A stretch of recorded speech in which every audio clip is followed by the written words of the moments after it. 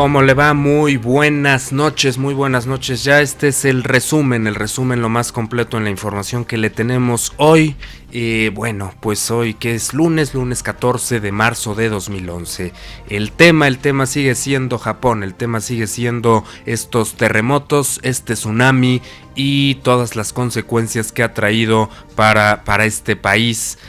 Sin lugar a dudas, pues es algo de unas dimensiones catastróficas, hay que decirlo así, porque pues es pocas veces producido o pocas veces sabido que se produzca un terremoto y después un tsunami. Pero bueno, los habitantes de Tokio se están preparando hoy para posibles interrupciones en el suministro eléctrico, mientras acogen con cierta confusión los problemas de la planta nuclear de Fukushima, que dista 270 kilómetros. De hecho, esta planta pues hoy ha tenido una importante explosión que ha generado, bueno, ya desde ayer, que el perímetro de seguridad en torno a estos dos reactores nucleares, bueno, pues sea de alrededor de 20 kilómetros. Y bueno, 3 días después del terremoto, unos 2.000 cadáveres fueron encontrados este lunes, o sea, hoy, en lo que se considera la región más golpeada por el seísmo, la costa oriental de Miyagi. Escuchemos este reporte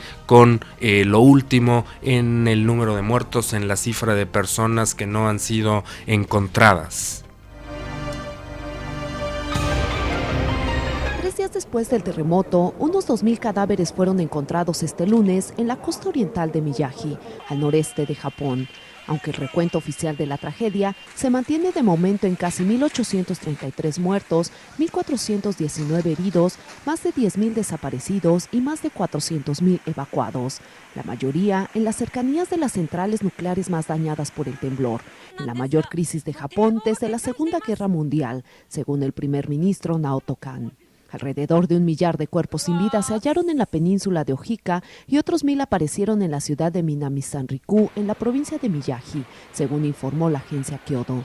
En esta comunidad costera, las autoridades todavía no han podido localizar desde el viernes a unas 9.500 personas, la mitad de la población. La mitad de la población de un pueblo no ha podido ser encontrado, es increíble. De hecho, bueno, se habla de alrededor de 10.000 personas que podrían seguir desaparecidas, es decir, que no se les ha encontrado ni vivas ni muertas, por lo tanto, bueno, pues son desaparecidos, no se sabe realmente en dónde están. Por otra parte, organizaciones civiles y de defensa de los derechos humanos denunciaron hoy en conferencia de prensa en la Ciudad de México que las agresiones a los defensores de los derechos humanos, bueno, pues siguen en aumento en zonas como Chihuahua y se mantienen en estados como Guerrero y Oaxaca, al igual que las agresiones a periodistas, como ya hemos dicho, en Chihuahua, Coahuila y Morelos. Esto es lo que denunciaron estas organizaciones sobre, bueno, pues las amenazas a las que están expuestos día con día muchos periodistas que hacen su labor.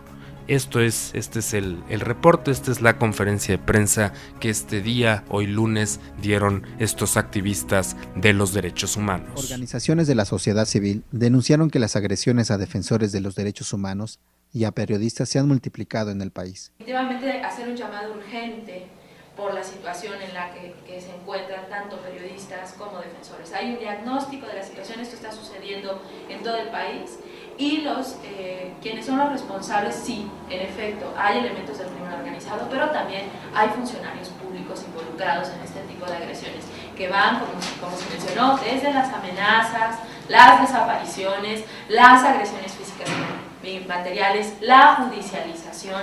Es un amplio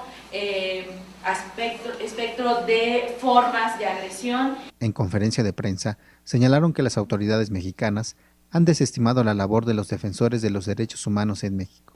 Se ha hecho evidente que por parte del gobierno hay una notoria falta de coordinación, pero también una ya crónica falta de voluntad política.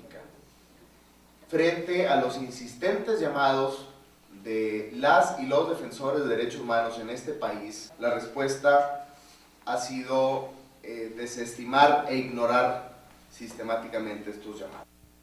México es el segundo país del mundo que más casos de amenazas contra defensoras de derechos humanos se ha denunciado entre 2004 y 2009, según un informe de la ONU. Los activistas insistieron en la necesidad del Estado mexicano para que asuma sus obligaciones internacionales en materia de protección y promoción del trabajo de los defensores y defensoras de derechos humanos.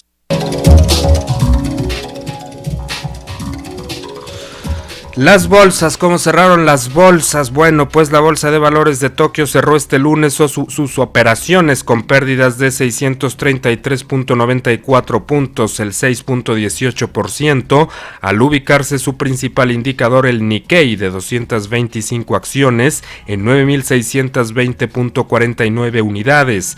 Caída que arrastró a los mercados europeos y a Wall Street, que cerraron con bajas marginales.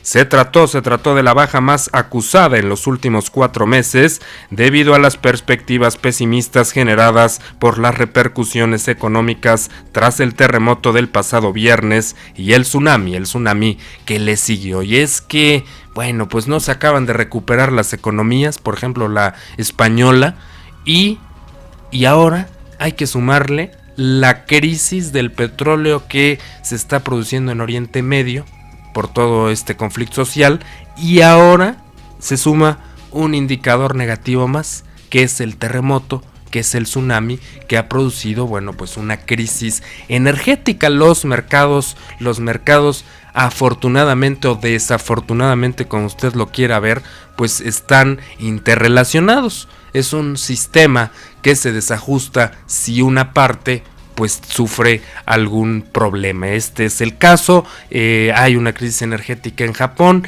y esto está derivando en que las bolsas de todo el mundo pues cierren a la baja.